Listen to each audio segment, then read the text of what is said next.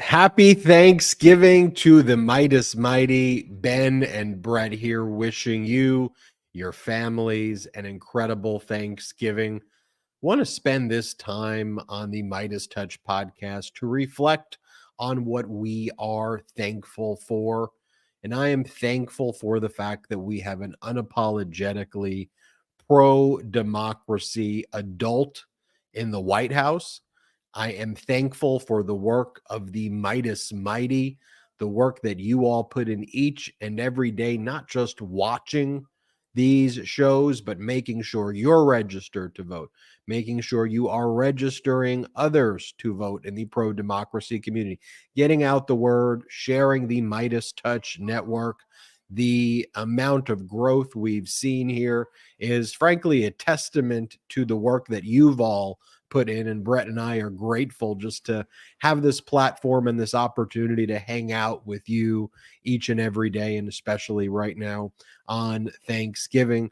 And I'm thankful knowing about the work that we are all going to put in together, that you and the pro democracy community are going to put in together with us over the coming weeks and months and through 2024. And I am very, very confident that democracy will prevail, love will prevail, compassion will prevail, intelligence will prevail. I have confidence, even in crazy times, in the American people. And I want to show a lot about contrast on today's show. And so if you're at the Thanksgiving table, or you just finished eating that turkey, or wherever you're eating or whatever you're doing, and you're spending some time with the family, if you're not watching football and you're watching this, or you previously finished watching football and you want to tell your family members, hey, take a look at this Midas Touch Network. It's very different than what legacy media has been doing. They come with facts, they come with evidence. We want to curate and make this a very special episode to bring in more people to this unapologetically pro-democracy Midas Mighty community.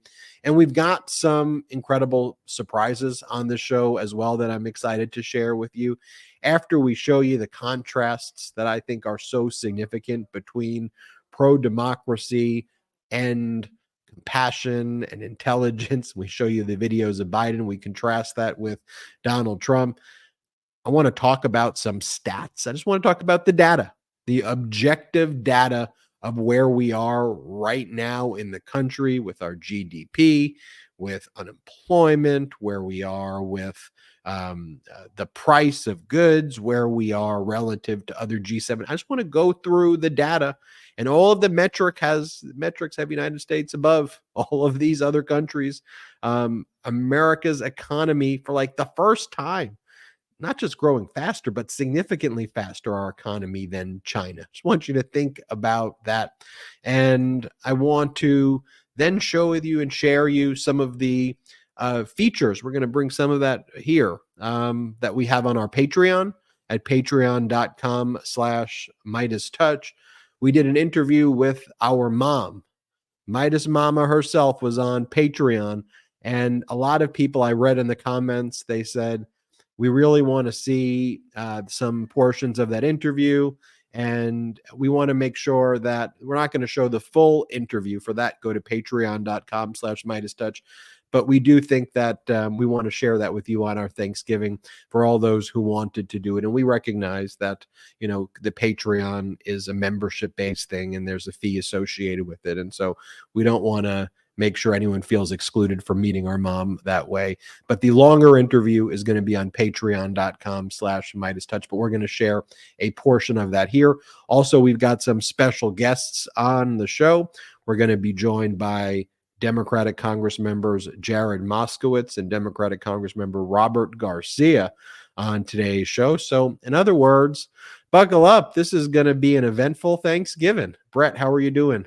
I'm doing great. And Ben, you missed one of the single most exciting parts of this special Thanksgiving episode, and that's we're going to be announcing and releasing right here on this very show a new Midas Touch short, a new short video that we put together that we're going to release. We worked really hard on it, and I think it's a nice contrast to show you what's going out there too with this strain of the Republican Party, and I hope that you share it. We're going to be releasing this to the public later this week. So let's keep it our little secret, okay? Us and all, million of you. Let's keep it our little secret till we go wide with it. But I'm excited to show you. I want to say happy Thanksgiving to everybody out there. If you've eaten already, a lot of people do like the early Thanksgiving dinner, which Mhm. I like, right? So probably digesting, a bit right now, and that's good. But you know what? Rest up, digest, watch some Midas Touch videos, watch this with your friends, watch this with your family, share the videos, because we got a very, very, very big year right around the corner. And honestly, I look forward to it. I look forward to the challenge that we have ahead. And I look forward to this movement continuing to grow and continuing to do what it does best and share these pro democracy messages. Ben. Look, here's the thing. Fox and this right-wing disinformation echo chamber didn't just suddenly emerge. You got to go back. You got to look at the roots of history, and you got to look right around the end of Nixon, Roger Ailes creating an actual manifesto, how to create a Republican propaganda network in order to insulate future Nixons from what ultimately happened to Richard Nixon, where accountability happened. How can propaganda prevent accountability? This memo was circulated, and attempts at building it took place generations throughout the remainder of the 1970s and then into the 1980s. And then you have the fairness doctrine being repealed under Ronald Reagan and taking away really important, intelligent gatekeeping functions of the Fourth Estate to make sure that factual information is being delivered. And then you had, with the advancement of technology, as the internet proliferated, as you don't have the fairness doctrine, as you have billion-dollar interests coming in from people like Rupert Murdoch aligning with Ailes the same way these right-wing billionaire interests have undermined the Supreme Court, undermined our media, because ultimately this billionaire class believes, and they have good reason to, when you have people like Donald Trump giving them massive tax cuts and benefits, that fascism with an oligarchical class benefits them, and they could try to divide the rest of us, try to use culture wars and use things to make us not united. And with stories about, oh, the green M&M this and bathrooms this, and they're coming for you this, and they're coming for your guns, and all of these things. And here's the thing: if you just looked at a lot of these issues, mostly all issues, as just a straight up referendum, and you put them to the voters, common sense gun control, improving people's access to healthcare, reducing prescription drug prices, healthcare for veterans, improving infrastructure, better wages, raising a minimum wage to a wage with dignity, better working conditions. If you go through improving the conditions of unions, making sure we have common sense, critical ways to address climate change, making sure women have right to reproductive care and access to reproductive care,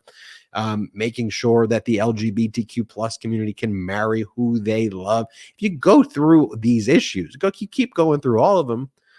All of these issues that are actually being supported by Democrats, which I just refer to as the pro-democracy, every single one of them, people would vote for the issue and the side of these issues that are supported by Democrats. Most Americans are like, let's ban those books. Let's burn those books. There are extreme sections of America that want to make sure they control women's reproductive rights and ban books, and not give benefits to workers, and screw over veterans, and allow AR-15s to proliferate every single place in your school. That's not where America is.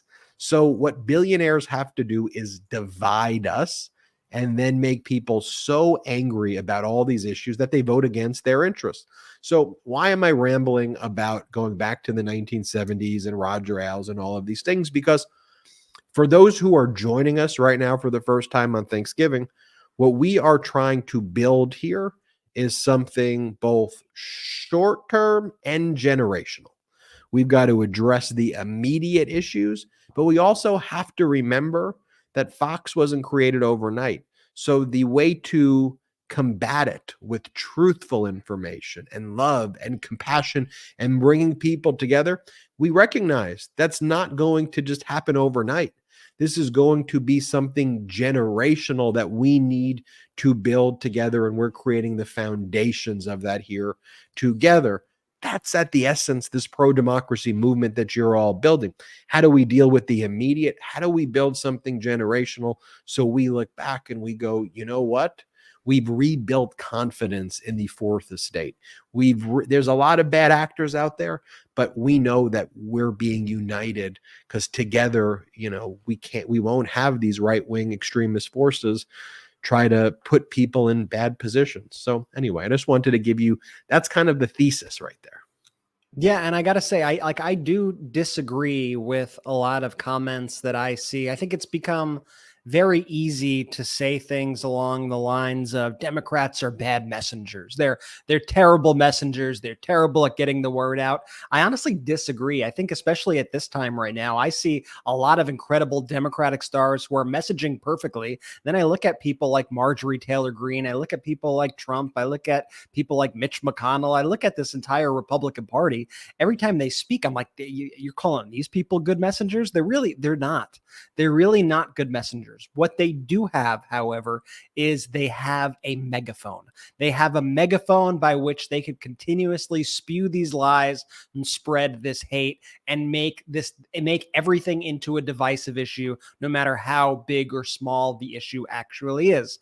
And that's why they invest billions and billions and billions of dollars into creating their platforms like the way they create Fox News. That's why they invest billions and billions and billions of dollars into purchasing a platform like Twitter and taking it under their purview, right? Because when they control the megaphone, they control the information. And remember, this is something that they for so long have accused the liberal media of, right? This is the accusation that they throw out at other corporations and investors in the press and whoever. And as we always say, every accusation that they make is always a confession. When they say weaponization in the government, the next word out of their mouth is we need to lock up anybody who disagrees with our views and we're going to sue you for your free speech. Everything they say is their own desire of what they want to do. And so this is really just, this is the way that we combat that, by growing this community, by continuing to build this for the long term on a rock solid foundation. And that begins with you here. And I know I am very, very thankful for that this Thanksgiving. I couldn't be more thankful. And that's why we just have to show, here are the undisputed facts. That's what I like to show here on the Midas Touch Network. Here is what Trump is saying. Here's what Biden is doing and saying. And who are we as a nation? And we let you make that decision. We give you our opinions, but it's important that we show you that contrast. So for those just joining, for the first time, let's get into it and let's do it. So Donald Trump has spent the past 24 hours, this is what he does all the time, making videos of himself and then posting it on his social media platform over and over again. Video. I'm only going to show you a handful of them. This is an interesting one because took the orange makop off for. He's posted like over 50 times in the past 24 hours. Like at least, yeah, it might be over 100 at this point. Like it's there's something going on there. Well,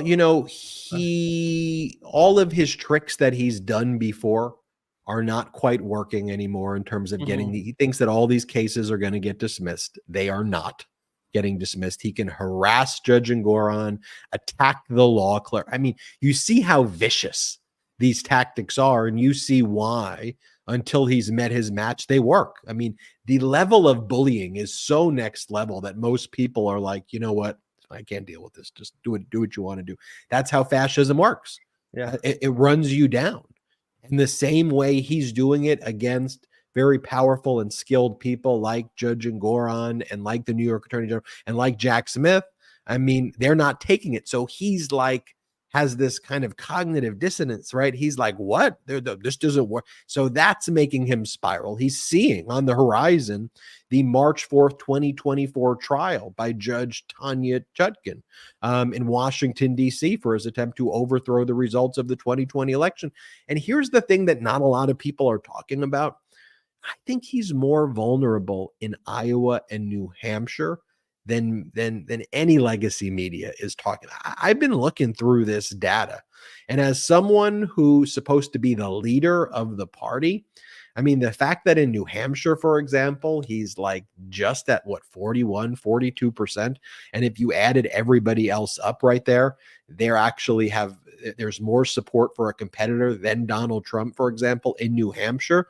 So if there's some momentum around somebody in Iowa, and it becomes closer in Iowa, and then people all kind of congregate around them or around a candidate like that, and then New Hampshire, you get the momentum. I don't think this is going to be a cakewalk for him as I'm looking. And one of the interesting things too is, remember, the Iowa is a caucus. It's a caucus process, which is much different than just a straight vote. Also, if people don't get a certain percentage, a certain threshold of the vote, they have to then pick another candidate. So you could very well see in Iowa, and is this the likely option? Not necessarily, but this is certainly a possibility where you could see that sort of never Trump vote. You could see that all consolidate behind one candidate at the Iowa caucus, because you need to reach a certain threshold in order to stick with that candidate. And so I think that dynamic is going to be very interesting to watch in the Republican primary. And I think that could have a lot of ramifications beyond the Iowa caucus as well, as kind of you see for the first time the Republican Party be actually fairly evenly split between a Trump contingency and an anti-Trump contingency, or people who want to vote against Donald Trump. Then I think it'll make it all a bit clearer, because right now, up until this point, it's been a bit of a mess, right? It's been like, they've had like dozens of candidates. There's some people on those debate stages in some of the past debates who I've never even like seen in my life. You have people like Vivek. You have like all these kind of random actors in that. But this will really, I think, help narrow down that field to a realistic couple of people. And I think that could very likely upend the entire dynamic as we head into 2024. I want to show you some of the things that he's posted now. So this is Donald Trump, I think, recognizing also from the data that this election is about democracy versus dictatorship. Democracy versus dictatorship. I'm going to say it again. It's democracy versus dictatorship. One of the things, too, that Democrats have to work on with their messaging is keeping it simple, just like I just did. Democracy versus dictatorship.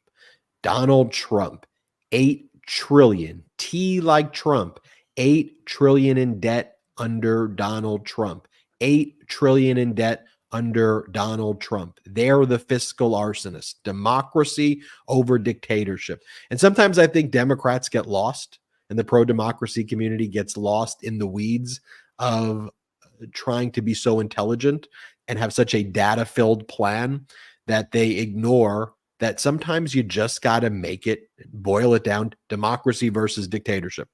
And Trump recognizes it. So what's Trump doing right now? He's hedging against that by saying, I'm the democracy candidate. This is about me and democracy. I want to, and it is as Putin-esque as you can be. I mean, you got Donald Trump saying that he's the democracy candidate. Bring it on. He wants to make this about democracy. You've got him and other MAGA Republicans bragging about the release of January 6th tapes and singing songs with the January 6th insurrectionists and saying that that was a beautiful day and they're patriots and that it was actually a Fedsurrect. It doesn't even make sense, the concepts that they're saying together. It's like, it's pure Putin. What are you talking It's about, Ben? Ben, they were all feds. January 6th, it was all feds. But at the same time, we stand with the J6 prisoners and we want to sing songs with the J6 prisoners the who feds. are Feds. feds. And it's a false flag. I can't keep up with it. And Thankfully, MAGA is fascism plus plus, idiocracy. additionally, Additionally, and frankly, the reason why we still have our constitution and our democracy is that the balance of fascism plus idiocracy is that they've got the QAnon shaman types, who are a real drive. But if the fascism overtakes idiocracy, then we're in real trouble. That's why we all got to be aware of what's going on. So here, Donald Trump says he's the democracy candidate. Mind you, this is a video he's making of himself and posting. Here, play the clip. Nothing about crooked Joe Biden and the anti-democratic party has anything to do with defending democracy. So if crooked Joe wants to turn this election into a question of which candidate will defend our democracy and freedom, then I say, bring it on. Let's go, Joe, bring it on, because you are a corrupt person. You're the most corrupt president in our history. And by the way, the most incompetent president in our history. Again, it's all projection. I was going to ask, makeup and hair person quit, the check bounce. They offer the holiday because he looks quite different in that video. And by the way, in all the videos, he must have taped these all in this one session where he was not rocking the bronzer. And, I might understand the bronzer after seeing him like this. But Ben, we called this out the other day also. We said that Donald Trump has already began using this kind of I'm the democracy candidate language within his speeches. We called it out as Putin-esque. We've been calling it out now for weeks, if not months, that this was going to be the way that he was going to confront that issue. This now is his most blatant way of dealing with the issue. Just, the same way Putin goes, into Ukraine and goes, I'm denazifying Ukraine. I'm not invading, right? You tell just the most ridiculous lie imaginable. That's what Donald Trump is doing right here to try to target his own weakness, because he knows that weakness is a fatal weakness. That weakness is why Republicans have performed horribly. That weakness is why Donald Trump has performed horribly in the last election. And it's because it goes to all the fundamental freedoms that we have as Americans. It goes to every single issue that affects our lives. It could all be summed up under that democracy banner. And President Biden has been an incredibly pro-democracy president. So think about, though, to that point, use Putin as an example. Think about what was Zelensky able to do when it came to Putin's propaganda. Because just like Trump, fascists, because they're not surrounded by smart people, they telegraph where they're going to go. So what you have to do to combat that is you have to call out what they're going to do, exactly like what we're doing. Here's their plan. Right? I mean, the good thing about Trump's version of MAGA, fascism plus idiocracy, you've been watching football today, you notice that when the teams go into the huddle, right, they don't tell the other team what's going on in the huddle. Donald Trump is. and the Republicans before kind of kept that in the huddle, like their plan. And Trump goes out basically and goes, all right, I'm throwing a pass right there on the right hash. It's going right there. That's where I'm throwing it. And legacy media looks the other way and goes, oh, that's a beautiful hash, beautiful hash. And then Democrats sometimes let that happen, and pro-democracy kind of just doesn't. No, it's like you then got to have your cornerback right there, ready to intercept it and ready to call it out. And that's what needs to happen there. It's like, here's what he's going to do. Here's the plan. Get ready to call it out. Here's how you're going to call it out. And let me just show you. Here's how you need to call it out right now. I'll just use the other video that he made. Here he is thanking the MAGA Mike, Speaker of the House, for releasing the J6 tapes. Play this clip. Congratulations to Speaker of the House Mike Johnson for having the courage and fortitude to release all of the J6 tapes, which will reveal completely what really happened on January 6th. Thank you very much, Mike. And so that's what you need to play over and over and over again for people. You need to make it clear, because everybody remember during the debate in 2020, what was like the every debate kind of has a moment, and trust me, there was a lot of moments in Donald Trump's Maniac 2020 debates, but there's always that read my lips, no more taxes, new taxes kind of, moment. When Donald Trump said, Proud Boys, stand back and stand by, that was shocking to a lot of them. You remember, Brett, stand back, stand by. And America was like, whoa, that vague reference to the Proud Boys, that's not what America's all about. That was a big point that kind of hurt him. Now he's out there singing songs with the insurrectionists, bragging about the Taliban, calling him Your Excellency. He's making songs with the Proud Boys, basically. He's making songs with the insurrectionists that he supported, calling them patriots, and then bragging that his song with them. He's going, Proud Boys, stand back and stand by, because we got a little jam to sing. And a 1, and a 2, and a 3, and a 4. You're like, what is happening? You're singing a song, and you replace the national anthem with that song? Everybody. For one moment that any Democrat replaced the national anthem at an event with literally anything. Now imagine you replace it with a group of people who attacked the United States of America. It's just so batshit crazy. And the truth is, you could be like, Brett, Ben, like, we know this. The fact is, a lot of people at this moment in time do not know this. And that's why right now, as we're speaking to you on Thanksgiving, it actually is a great time for you to be like, hey, you see Donald Trump singing songs with the people who attacked the Capitol? Like, it's a little... So, like, when you gotta I admit, get that's invited weird, to right? give speeches, I always talk about the fact that he sings songs with the J6 choir, a group of insurrectionists that not only was he involved in the insurrection as adjudicated by a judge now, but he sings songs with, I don't need the judge's ruling to know that he supports them. He brags about the beats that he makes with them.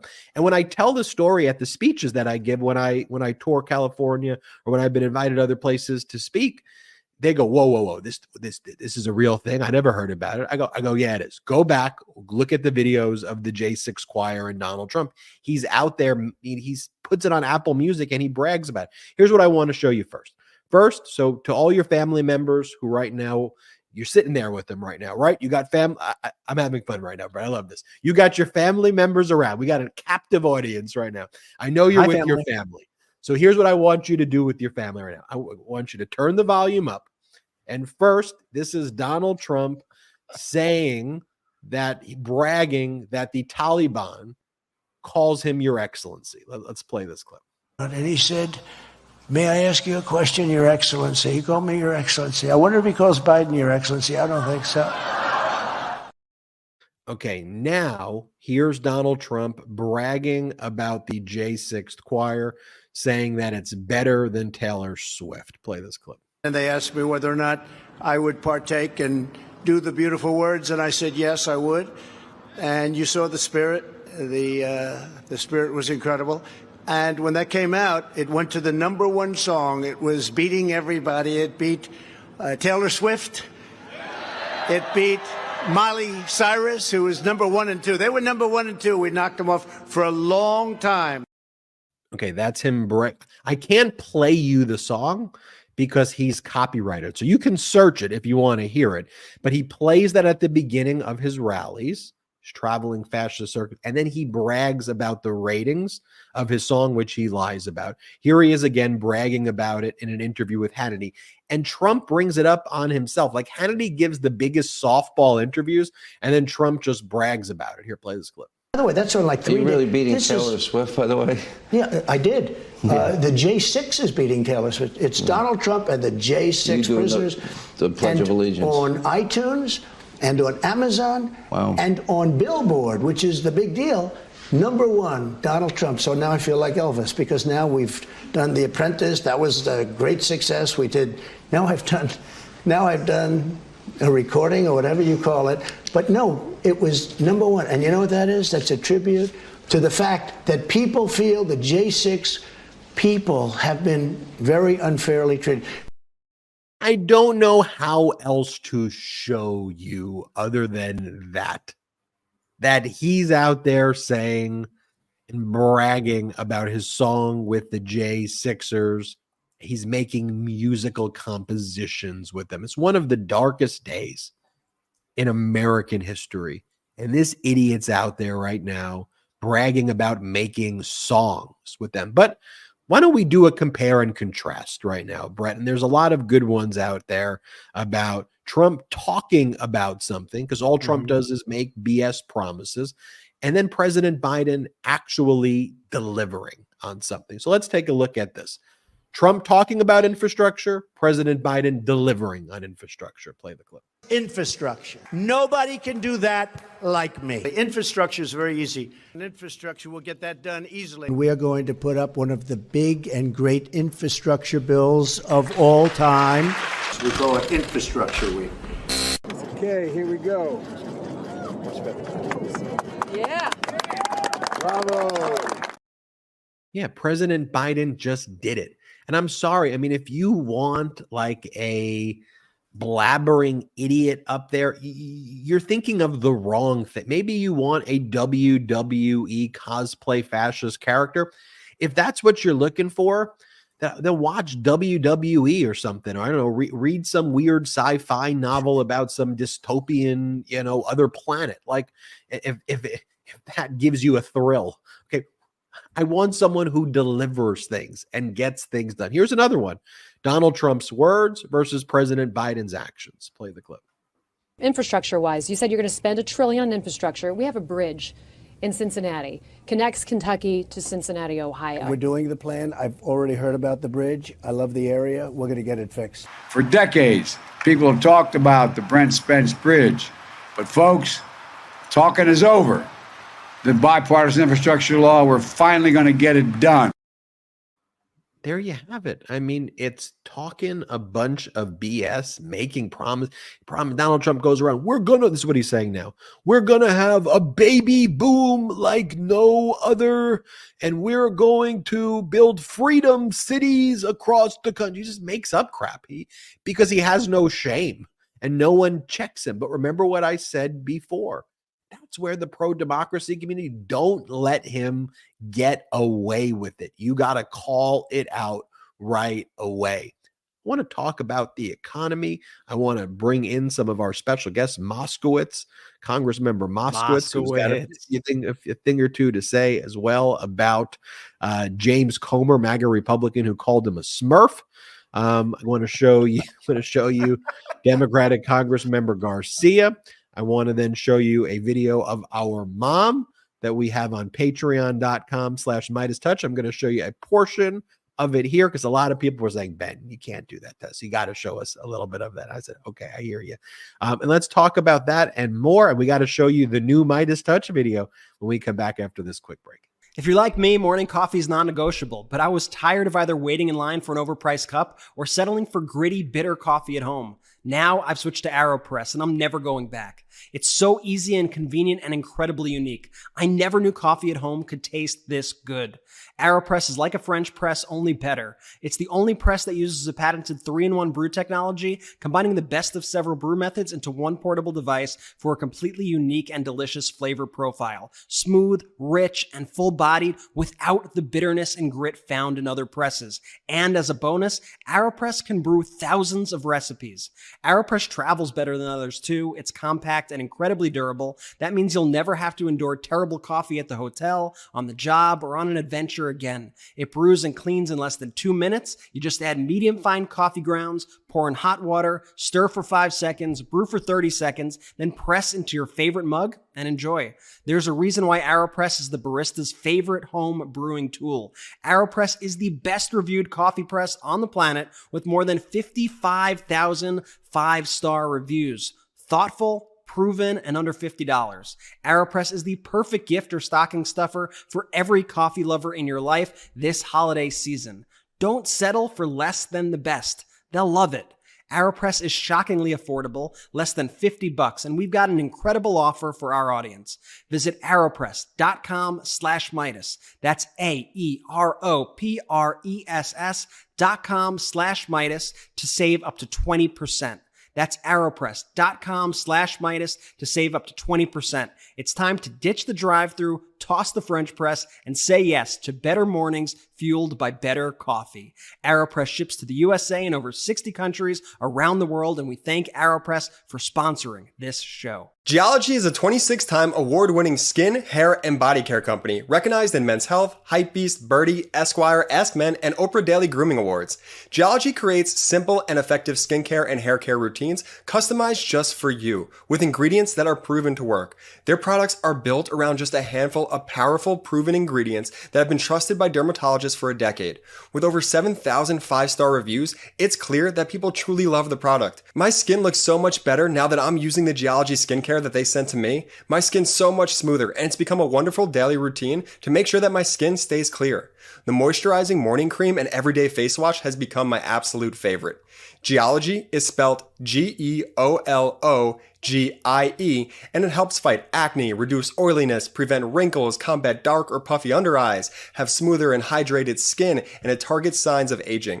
Right now, for a limited time, they're hooking you up with an absolutely insane offer. Head to geolog.ie/MidasTouch70 or scan the QR code on the screen and use code MidasTouch70, and they'll give you an exclusive 70% off their award-winning skincare trial set. On top of that, you can save big on the add-on products of your choice when you add it to your trial. Thank you, Geology, for partnering with us. Brett, we've got a lot of good news to report. I mean, on Thanksgiving, and I know that the media wants to pump a constant doom and gloom. It seems like they are trying, especially the right-wing disinformation media, but a lot of legacy media, it's like they want to create and write this dystopian existence to have people constantly feeling miserable. Now, look, I'm not saying this is a spike the football situation. There is a lot of work that needs to be done. And I'm grateful and thankful that President Biden's priorities are not on how do I go and out of my way to help the billionaires and the decamillionaires. President Biden's all about, look, I'm good with billionaires. I'm good with decamillionaires. People can get rich. Cool. But what we got to focus on is American workers. We got to make sure that people can have fair wages. I just think about this concept that the Republican idea is trickle down. I want you to think about this. And Brett, then I want you to give me the economic data. I want you to just think about this concept. And I talk about this on the show a lot. I think it's worth repeating here. What the Republican view on economic policy should be, which has been demonstrably the wrong thing to do over and over and over again, which is why under every Republican administration, there's a recession, or they end up destroying the economy, or they are the ones who set the record deficits and add trillions of dollars in debt, the way Donald Trump added $8 trillion in debt. If I told you, I've got two choices for you now. It's kind of like what we did earlier in the episode when I said a referendum, up or down on these issues. I got two choices. Choice number one, I find a way to help you improve your wages, your working conditions, make sure you're getting paid what you deserve, and make sure that that's what my focus, better working conditions, appropriate time off, that the wages allow you to not have to work multiple jobs, and that you could afford to buy a home. That's my focus. That's option one. Okay. Here's my option two. What I'm going to do is I'm going to help your boss's boss's boss. And I'm going to help your CEO, not you. Who really needs help is not you. It's your CEO. And what I'm going to do is I want to make sure that they can write off on their taxes, future private jets and yachts. I want to make sure I take care of them and that they get extra benefits. If they've got 4 homes, 4 7,500 square foot, 15,000 square foot mansions, I got to find a way to help them get 2 to 3 more of those, maybe another yacht, maybe some more jets, because here's what I think will happen. Somehow that will trickle down something to you, and maybe you'll get a little bit of their sloppy 100ths. And that's my plan. So what would you rather do? Me help you, or should I help your CEO buy 7 yachts? You could have 1 or 2, but I want to help him buy the 7th. What would you pick in that situation? That, in essence, is what trickled down. It's a ridiculous concept. It should be offensive to all of us that people would say, I'm just going to trickle it down on you. And President Biden's really taken a stand. No, I'm with the workers. I'm standing on the picket lines. I'm with workers. And so why do you think billion-dollar interests are pumping disinfo to make you feel doom and gloom? Because they're ready to screw you if they could get somebody else in who's not trying to help you. And objectively, we have someone in office who's focused on workers. And Brett, it's actually working. There's actual data. Actual policy is leading to results that no one thought was possible right now after all of the damage Trump has caused. Tell us where we are right now on Thanksgiving. Yeah, I mean, think about it. We came out of two horrific situations, which was a global pandemic like we've really never seen before, and this disastrous presidency of Donald Trump and the way that he handled the pandemic, which isn't even appropriate to say. I don't think that he handled the pandemic. He sort of tried to pretend that it didn't exist and just did a absolutely disastrous job. But now, we're looking at this Thanksgiving. Obviously, high prices have been on everybody's mind as we've seen these inflationary pressures, but we are seeing now inflation start to come down in a big way, and prices start to come down in a big way. If we're looking right now at the prices of Thanksgiving goods, and this is something that I made a comment to the brothers the other day. I know Jordy's not here right now, but I said, how long do you think that Fox is going to start running those stories about, oh, look how expensive turkeys are. And, oh, there's not enough turkey. There's a turkey shortage. And look how expensive everything is, because they run the same playbooks every single year, right? Elections coming up, they're going to run the caravan story. You got Christmas coming up. Oh, no, it's another war on Christmas coming your way. You're not allowed to say Merry Christmas. They have the same exact scripts that they run literally every single year at the same times. And so, of course, it did come this week where we saw on Fox, it was Jason Chaffetz, an old Republican representative who was on Fox, and he was complaining about the price of his turkey. I got this turkey, it was $150. And of course, people decided to criticize him for that, because anybody who's actually been to the store has seen that turkey prices have come way down. I know some people have told me that they got their turkey for like 59 cents a pound. I saw it by me here in California for like $1.99 a pound or $2.99 a pound, depending on which, if you got the organic or the regular. Then there were kind of more expensive, versions if you got a specialty version. And it turned out that this Fox guy, he got like a local organic farm specialty small batch turkey, and he bought like a 20 plus pound turkey. And he was complaining about this as if it were something that Americans were going to, because they just want to present the most dystopian image possible of America. And they don't really care about lying. But you know yourself from going to the store, and we know by the actual data that when you look at the data of the Thanksgiving prices, for example, you have here our average hourly wage in the past year has went up 4.4%. And you see there are a few things that have increased over the past few years. Pumpkin pie mix, dinner rolls, and veggie trays have increased a little bit. Sweet potatoes as well. And then you look at the rest of the Thanksgiving meal, and you got peas decreasing in price by 1%, milk by 3%, stuffing decreasing by 3%, other things decreasing by 4%, pie crust decreasing by 5%, turkey decreasing by 6%, cranberries decreasing in price by 18%. Those are all very good indicators. And now it's saying that this year's meal, when you kind of average it together for Thanksgiving, is costing the average American family 4.5% cheaper than Thanksgiving was in 2022.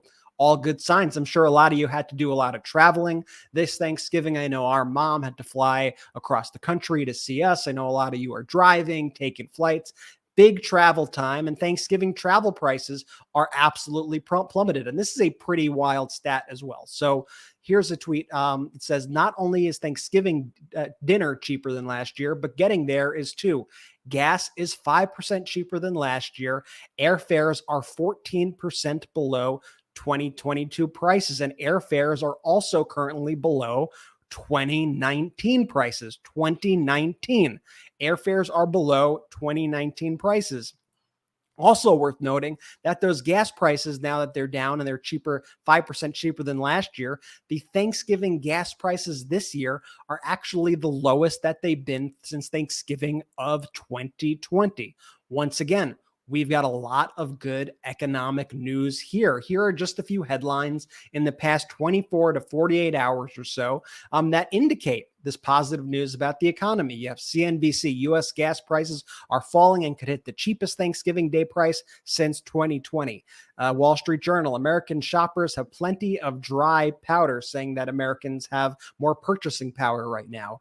Here's Goldman Sachs Consumer Dashboard, November 2023, thankful for a strong consumer. Here's Bloomberg, U.S. mortgage rates slide sharply, reinvigorating housing demands. Retailers are also loaded up on inventory right now, so there's going to be even bigger Black Friday sales this year if you're into shopping. You have consumer spending about to hit record levels.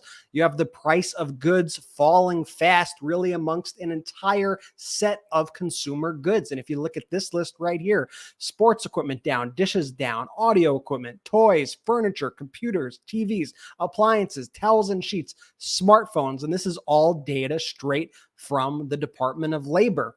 But there's more. You got the number of Americans applying for unemployment benefits falling sharply last week. And it's a sign that the markets right now, that the job market remains resilient despite these higher interest rates that we have. And with the news that inflation from last month to October, from the month over month, was at 0%. Now people are expecting that, if there will be maybe one more raise of interest rates, or it might be done, and that we could actually start to see interest rates coming down by the middle of next year. That is going to supercharge the markets. That is going to help with this housing issue, and it's going to just supercharge the economy as a whole. That's all in addition to the 4.9% GDP growth last month, the 14 million jobs added under President Biden so far. We've had unemployment under 4% for the longest stretch in over 50 years. So when you put the raw data in there and your own personal experiences, what you're experiencing when you go to the store right now, I know you see it when you go to the gas pump, depending on what state you're in, you are seeing this relief and you are seeing these positive economic indicators. And these are all things that I know we can all be incredibly thankful for on this Thanksgiving Day. I mean, look, you're talking again, just at the most basic level. The way I try to break it down also is, imagine you're in the World Cup and you finish first, but then you have everybody basically saying, yeah, but you actually finished last. It's like, look, I mean, you finished first. Could you play better? Could it be less sloppy? Is there a lot of things that may need to be improved? Yes. I mean, look, the bottom line, when you're talking about the highest GDP growth of all G7 nations, there's no other real way to rank that against. It's like number one. That's a good stat.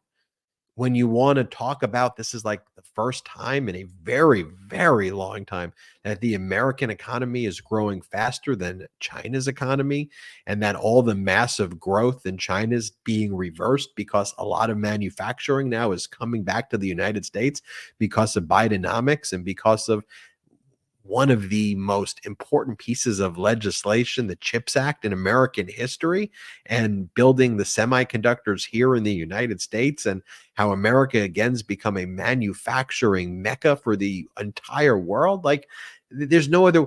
America's beating China in percentage GDP growth right now. Like think about that statistic right there. And then in terms of inflation, look, it's getting under control. This is not a spike the football moment, but America has the lowest inflation of any G7 nation. And inflation is a global thing. And then you have to go, well, where did it start from? Who started the fire? Where did this come from? And we just have to exercise reasoned judgment and understand it, that it doesn't just come out of nowhere, right? When you add $8 trillion of debt, the way Donald Trump did, $8 trillion in debt, and you print money as recklessly as Donald Trump did, and you distribute it as recklessly as he did with the PPP program and how it was handled and who got it and how they got it and how it didn't really reach the people who needed it the most, you have to go, that's where it came. You have to understand. And then how do you get it under control? And what types of things can you do to spur the economy and deal with it? We have to, again, exercise reasoned judgment here. I want to talk about as well where we're at though in the House of Representatives with all the MAGA craziness going on in the House. So as we promised, I'm going to show you 3 things right now. So first, I want to show you the interview I did with Congress member Jared Moskowitz, because very recently the MAGA Republicans called Moskowitz, James Comer called Moskowitz a Smurf. And like, Brett, to your point, what I'm proud of is that we've got Democrats who actually are messaging well. The question becomes, how do they get their messages out where you have a legacy media that doesn't want to really get the message out? They're so wedded, that legacy media, to like their fascist cosplay loving whatever, that they don't want to talk about what's going on. So I interviewed Congressmember Jared Moskowitz, who at these committee hearings is standing up to MAGA. And when you there's a reason why James Comer isn't holding any more impeachment hearings. Okay. Just think about that. To all your MAGA friends, if the facts were truly on the side of MAGA, why aren't they holding hearings in public? Don't you think they'd love to spike the football? No, they know they're going to get embarrassed like they always do. So let me show you this portion of my interview with Democratic Congressmember Jared Moskowitz. Play it. You and Goldman, who is Mr. Trust Fund, continue to try to reclaiming my time. No, I'm not going to give you your time back. We can stop the clock. You all continue to, you look like a Smurf here, just going around and all this stuff. Now listen, Mr. Chairman, I'm going to tell you something. Hold on. If we're not on time, we spew can disinformation. You have gone on TV and said the president did something illegal.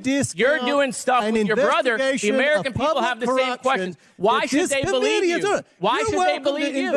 Why should they believe you? There's a different rule for the president. There's a different rule for you. Why should they believe what you're saying, Mr. Chairman? Why? You go on Fox News and say loans and deals are a way to evade taxes. We don't know that's what you're doing or not. We don't know. We have no idea. We're supposed to take your word for it. But when the president you've says already been proven a liar, Mr. Moskowitz. What's that? You've already been proven a liar. Who's proven me a liar? You? Yes. Your word means nothing, Mr. Chairman. Go to my hometown. There's a camera crew there today, an opposition research crew there today. Mr. Chairman, this seems to have gotten under your skin. I'll pay for your ticket. I think the American people have lots of questions, Mr. Chairman, and perhaps you should sit maybe for a deposition. The American people do have a lot of questions. I'm Ben Meiselas from the Midas Touch Network, joined by Congressmember Jared Moskowitz. I want to get your... He invited me to his home, by the way, which is very nice of him to come out to visit him, give me a room in his cabin, I guess. Yeah, and he's the largest I'm the largest landowner in my town. Very glad he's able to associate with regular people. There's so much there I want to break down.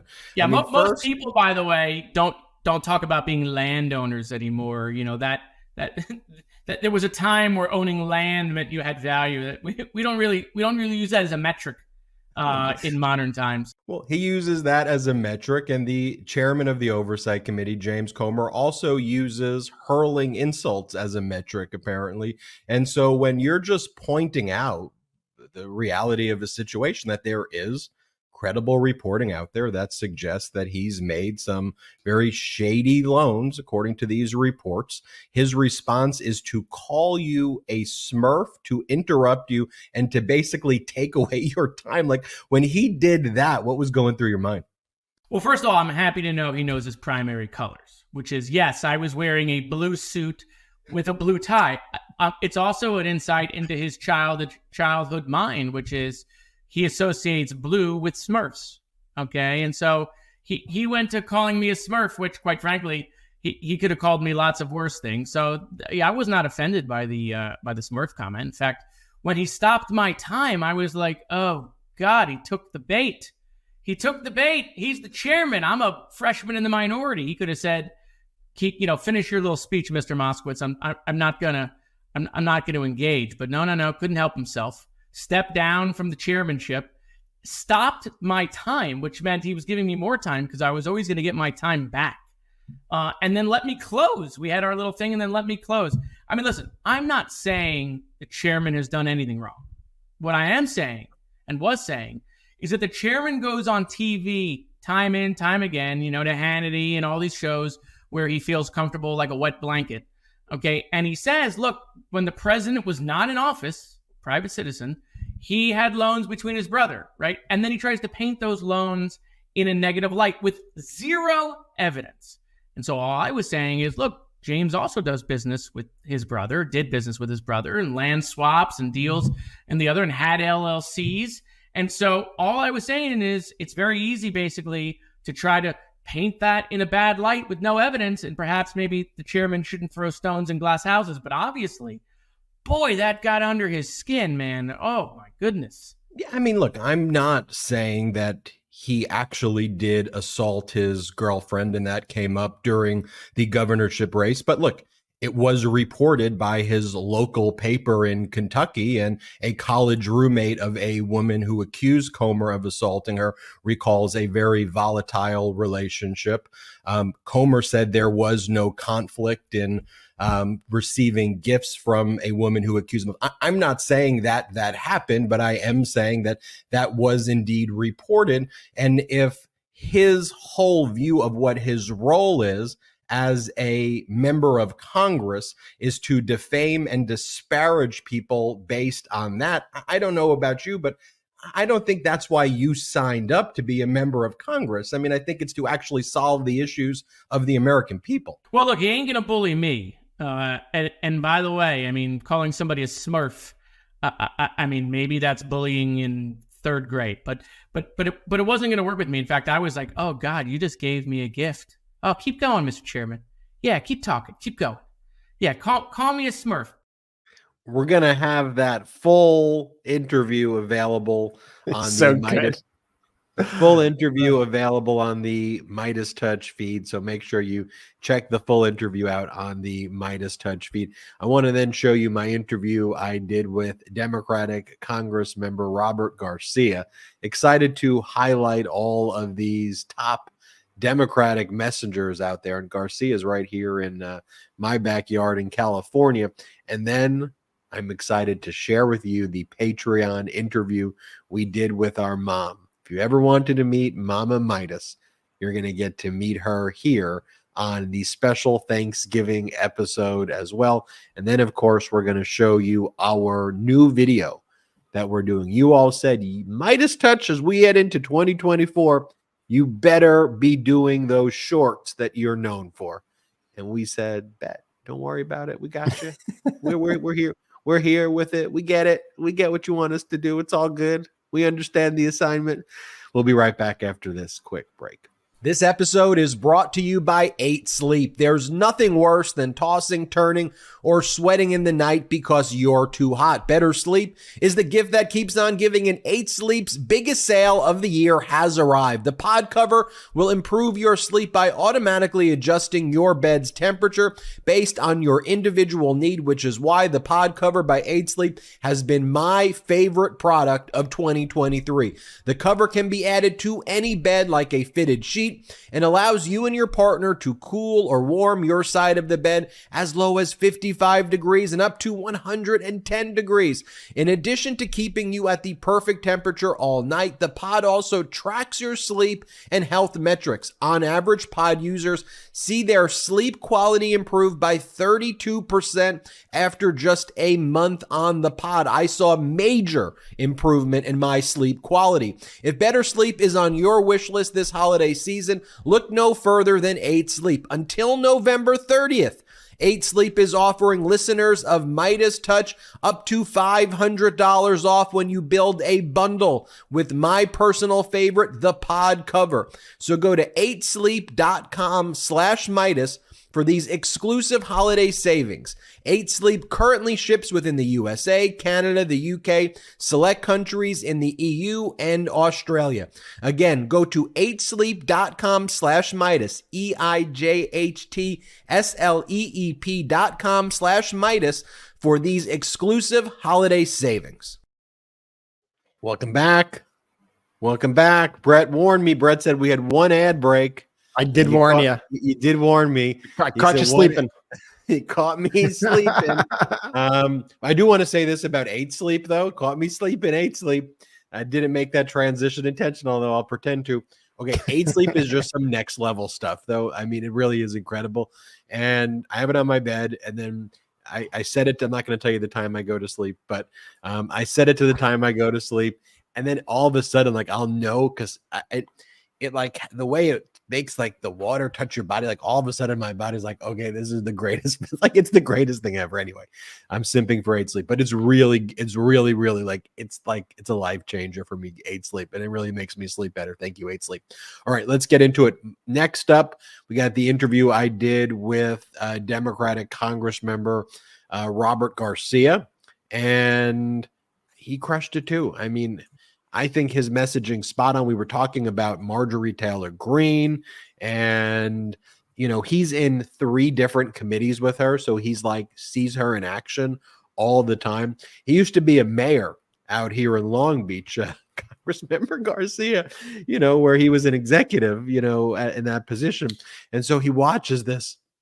He's like, what is going on here? Watch Democratic Congressmember Garcia play the clip. And I think in the beginning of the clip, he's responding to, you showed him one of these Marjorie Taylor Greene moments from one of the hearings, and he's just in disbelief. Here's the clip.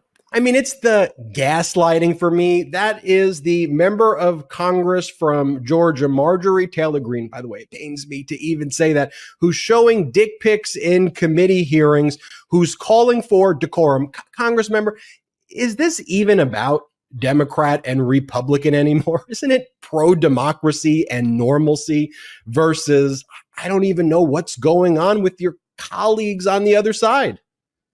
100%. I mean, beyond the fact that the House Republicans essentially have completely just gone off the rails and off the deep end. I mean, and their leadership, I mean, pretty much that whole conference and caucus, you have these extremists led by folks like Marjorie Taylor Greene and the George Santoses of the world, who literally are anti-democracy. They're anti-science. They're anti-truth. And their job is to essentially just try to destroy the country, destroy our institutions. They're anti-everything that you could possibly imagine, especially anti-truth.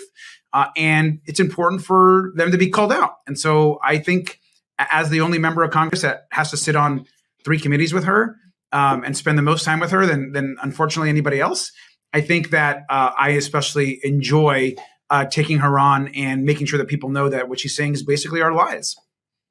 The recent MAGA Republican massively dangerous conspiracy and also just completely bonkers is that the insurrection was actually a hashtag, because everything's a hashtag with them, a hashtag Fedsurrection. So Marjorie Taylor Greene and major leaders of the Republican Party, Mike Lee, a senator, a Republican senator from Utah, posted all of these images of an insurrectionist, Kevin Lyons. Here, we'll post the one that Marjorie Taylor Greene did. She then deleted it, doesn't even acknowledge it. And they claim that this insurrectionist, who everybody knows about because he called himself an idiot when he was convicted and sentenced to 4 years, he was holding a vape. Smoking a vape in the hall. There's the vape right there in the halls of Congress during the insurrection, the same way we saw Lauren Boebert with the vape in the Beetlejuice event. So they know a thing or two about vapes, and saying that proves the Fedsurrection. So we at Midas Touch showed, what are you talking? First off, we all saw what went down on the insurrection. That's a vape, but then there's no shame. I mean, that's the thing. Then they just move on to the next one. How do we confront that right now? Totally insane. I mean, insanity. I mean, for anyone to first claim that January 6th didn't happen or was some friendly walk through the Capitol on some Capitol tour, the fact that Marjorie Taylor Greene and others are claiming that these folks were just peaceful is sickening. And I want to share one thing. A lot of folks don't know this. When I first got to Congress as a freshman, which was just recently, Marjorie led a group basically of mostly Republicans, and 2 Democrats got invited. So I got sent on behalf of the Committee on Oversight to go visit all the January 6th insurrectionists that are actually in jail, in the DC jail. And so this was all of them that are there right now. They've been there since they've been arrested. And we walk in, And, Marjorie Taylor Greene is leading this group. And the first thing she does as we walk in to meet them is greets them and hugs them and prays with them and apologizes and is treating them like heroes. And I'm sitting there going, this is disgusting. These people attacked our government. They try to overthrow our government. Now, I was there to observe on behalf of our committee and our party, but just really disgusting. Those guys try to come up and shake my hand, and I refused. I said, I'm not shaking your hand. And yet she and others like her and Lauren Boebert were giving them hugs and, giving them attaboys for what they did. The MAGA Republicans sent a congressional delegation, which normally you send congressional delegations, right, to visit democracies abroad, share best practices, promote democracy and fledgling democracies. Their major congressional delegation, as everyone's just hearing from Congressmember Garcia, was to the DC jail to chant, "Let's go, Brandon," and play frickin' games with terrorists, with insurrect. Well, I can't wait. When you put it like that. When you put it like that, we did a full interview with Congressmember Robert Garcia. And look, when I interview these Democrats, it's just kind of down to earth, normal people who I'd want to grab. I don't drink beer, but who I'd grab a beer with if I did drink beer, or maybe grab a hot tea with. Yeah. Grab a hot tea with. Exactly. All right. But now the moment that you've all been waiting for. Well, there's two moments you've been waiting for. First, the interview with our mom. For everyone who wanted to meet Midas Mama, you'll get to meet her right now. And then we're going to show you our latest video that we did here at the Midas Touch Network that you're going to get to watch first. But I want to say this about the interview with our mom. So we made this available exclusively to the members of our Patreon. So if you want to become a member of our Patreon, if you're wondering what's the exclusive content that we offer on our Patreon, they're all exclusive podcasts that we have there. It's patreon.com/MidasTouch, patreon.com/MEIDASTOUCH. Some great exclusive content like what you are about to watch right now. And here's the thing. We don't have outside investors here at the Midas Touch Network. Zero outside investors. So the way we build this network is through the emojis that you've been seeing in the chat, through our Patreon, and through our pro-democracy sponsors. And so on our Patreon, we now have over 11,000 patrons, and the community is growing rapidly. But through that, then we're able to build MidasTouch.com. You can see the things that we're building right there. So we've got an incredible editorial team at MidasTouch.com led by Ron Filipkowski. I would say the editorial team we have there is probably first rate. I would say I'd put our editorial team against anybody, and I would say our editorial team is just the best. And we've got the best researchers who are combing through copious data every single day and are providing, whether it's Asen in the video clips, whether it's JD Wolf and all of the others who are putting all this incredible info out every single day. We've broken major stories there. And the way we build this is patreon.com/MidasTouch, among other things. And so we offer cool exclusive content there. But here's the message that I got. Everyone was saying, Ben, we appreciate that you have Patreon, and we know that you got to come up with ways to try to build the network. So we appreciate that there's membership fees and stuff associated with that. But can we please meet your mom? So here's what we thought of. The full interview with our mom is on Patreon. And so we're not going to show the full interview here. We're going to show you just a portion of it. But I want to make sure that you all get to meet her. We love her very much. We're spending Thanksgiving with her, and she's visiting us from the East Coast. And so we want to just give you a little insight into us as brothers, as a family, who we are, and who our mom is. So without further ado, we're going to show you a portion of that interview from patreon.com/MidasTouch. And if you are able to join and you want to see We have a lot of content. My origin story, Brett's story, Jordy's story, how I met Karen Friedman Agnifilo. KFA comes on, gives her origin story. Michael Popak, his origin story. We show some of the initial videos we first made at Midas Touch. There's so much cool content there that it could fill up, I don't know, days at this point of content, of exclusive podcasts and videos and audio and all the stuff that we do there. And then we do like group activities of like, all right, let's go phone banking. Let's do this. Let's do that. So join it if you can. Patreon.com/MidasTouch. It's content like this, but we want to share with you a portion of it. This is from Patreon.com/MidasTouch, our interview with our mom. Welcome, everybody, to the after show.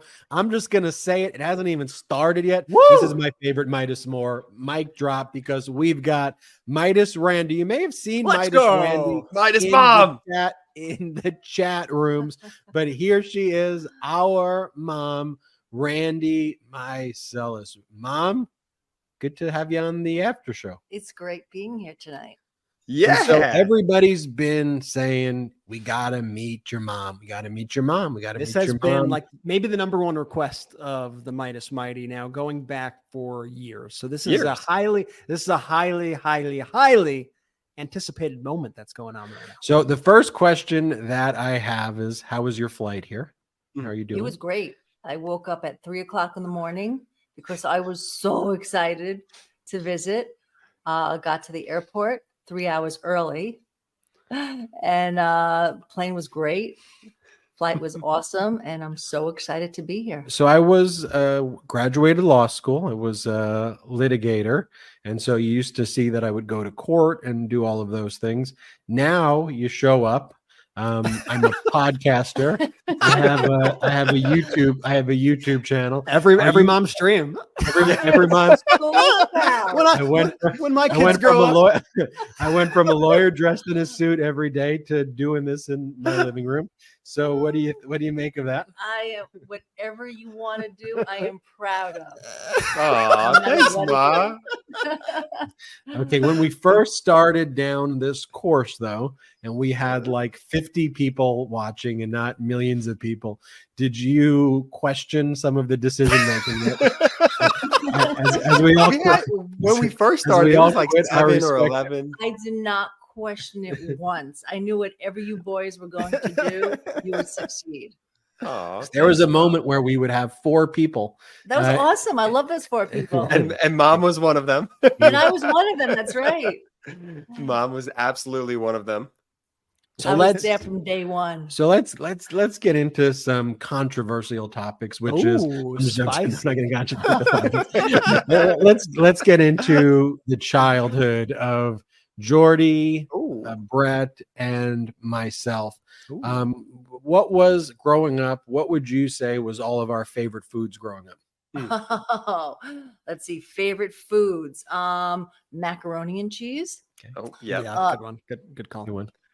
Pizza. Okay. Yeah, pizza, right? You loved everything. Everything that when I called up and they delivered it, you loved it. I did have my special dishes. You did. Did you expect us growing up like to do anything involving politics, or did you think that we would do something else? Again, no, I knew whatever you 3 set your minds out to do, you would succeed no matter what it was. I mean, growing up, it was one adventure after the next every day, whether it was filming from your uncle's house and you took over his house, whether you staged our house and put tape all over the walls. Free reign of everything. It was great. It was awesome. I miss those days. I really miss those days. Well, they're still going on right now, but in a different. Well, you're not living at my house though, doing these things. Not living at your house, but it is interesting. You are in my dining room studio. You are. Can we tape some things on the walls and produce here? You are in my dining room. We absolutely should. But I mean, you're recounting now that we worked together as kids, like on projects and stuff all the time. And so, you know, I think when we all found this opportunity to start this Midas Touch project together, it was natural for us because we were making, you know, all these movies growing up at our uncle's house, and we were turning your house into a green screen studio so that we could shoot projects and things like that. And I mean, that kind of is in us going back a long time. And obviously we went on our separate kind of paths of Ben going to law school and being a lawyer, and me working in film and TV, and Jordy going into marketing. But I think it's interesting how it all does at the end of the day come full circle, literally right now with you and Ben's living room. We're right here in the living room, and everyone should know too, our mom's a lawyer, graduated from Hofstra Law School. So we had the law in our DNA. What do you think about my legal breakdowns? Do you think I'm spot on? Do you think it needs any improvement? No, zero improvement. You were just so spot on. Everything you do is perfect. How would we describe the dynamic though between us three? Was there the wise older brother, the energetic younger brother, the creative middle brother? Was there, maybe you leading the witness? Yeah. So Brett literally followed you as if you are his idol. His hero. Ooh. So Brett wanted to emulate everything you Mark did. the recording 8:50. And being that whether there's age differences, Jordy then followed everything Brett did. So it's really interesting to see each one of you follow the one that was next older than you. Well, to get the full interview, go to patreon.com/Midas Touch. We did want to share that, though, with all of you on Thanksgiving. And we are thankful for all of you here at the Midas Touch Network as well. Because this is more than just a network. This is a community right here, a community that you all built. And we want to share with this community the new short that we all did, because I can't tell you how many messages we get on Patreon and email and direct message where people say, you know what? We're glad you built this network and it's been doing whatever bigger than the other networks, CNN and Fox. Great work. But you better not forget about those short videos that you did in 2020. And we said, we didn't forget about them. We're going to be continuing to make those shorts. And so this is really, Brett, I would say the first short that we're doing, in quite some time. We're going to be doing definitely more of these. And, look, you use them, share them, you use them as tools. We're going to release it as its own independent video. But Brett, I'll let you intro it and then play the video. Yeah, so, a couple of weeks ago, Sarah Huckabee Sanders was with Donald Trump, and she said something that I've heard her say before, and she laid out the stakes about the upcoming elections. And you know what? I rarely say this about somebody like Sarah Huckabee Sanders, but in this case, she was right, but for all the wrong reasons. You see, Sarah Huckabee Sanders stood next to Donald Trump on the stage, and she said, this election is not about right versus left. It's about normal versus crazy. Now, she may have a different interpretation of who is normal and who is crazy, but in our new short that we are about to premiere right here on the Midas Touch podcast, we make it pretty clear where the crazy is coming from. Ben, are they ready for this? You think they're ready for this right now? The Midas Mighty is born ready. Play the clip. Right, let's do it. The truth is, it's not even a question anymore between right and left. It is normal versus crazy. Do it, baby. I love you so much. Magic. And it's bad news. Bad things are happening. Normal versus crazy. I would like the member to be instructed to not introduce any pornography today. Republican Congresswoman Lauren Boebert, she and her companion explicitly groping each other repeatedly while they were in their seats. Normal versus crazy. Well, stand your butt up then. You stand your butt up. Oh, hold on. Oh, stop it. You're a United States Senator. what happened with you and Kevin McCarthy. I got elbowed in the back, and it kind of caught me off guard because it was a clean shot to the kidneys. Is normal versus crazy. There is substantial evidence that Santos violated federal law. Well, I posted them on my Twitter account. You look like a Smurf. It is normal versus crazy. I want my Republican colleagues to give me one thing that I can go campaign on and say we did. Deranged. He's not into golden showers, as they say they call them. Well, there you have it. And for those just tuning in for the first time to the Midas Touch Network, welcome. This is a place where truth matters. This is a place where facts matter. This is the place, too, we can disagree about a lot of things. It's all good. But let's not disagree on the objective facts that are taking place. And let's also not minimize the threat that exists right now. This isn't a normal election cycle where there's, progressives and liberals and conservatives and everyone's out of control. No, it's not what's going on. It's a pro-democracy community. And then, as the video shows, there is MAGA, which, as President Biden says, that ain't your parents' or grandparents' Republican Party anymore. Perhaps the Republican Party you knew growing up. That is MAGA right now. And MAGA is not what Republican is, nothing conservative about any of those views. And I think it's important that we call it out and we just continue to speak the truth. Now, one of the things we always have at the end of the shows is a call to action.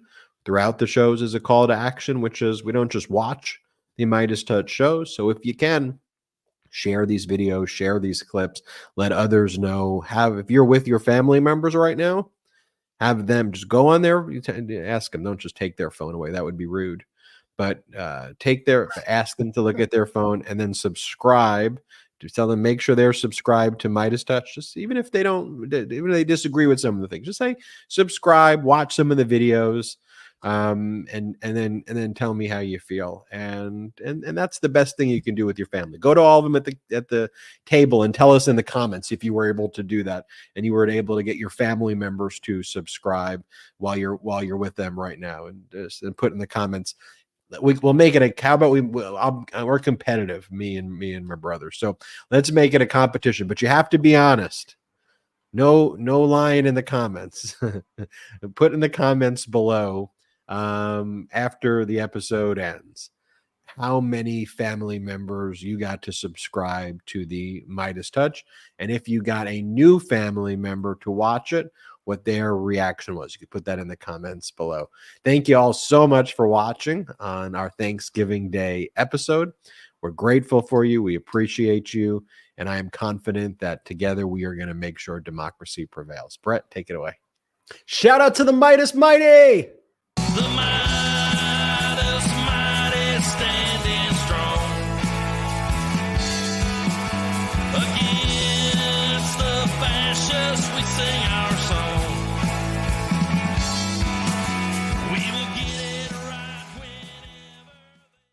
At Midas Touch, we are unapologetically pro-democracy, and we demand justice and accountability. That's why we're spreading our message to Convict 45. That's right, gear up right now with your Convict 45 tees and pins at store.midastouch.com. That's store.midastouch.com.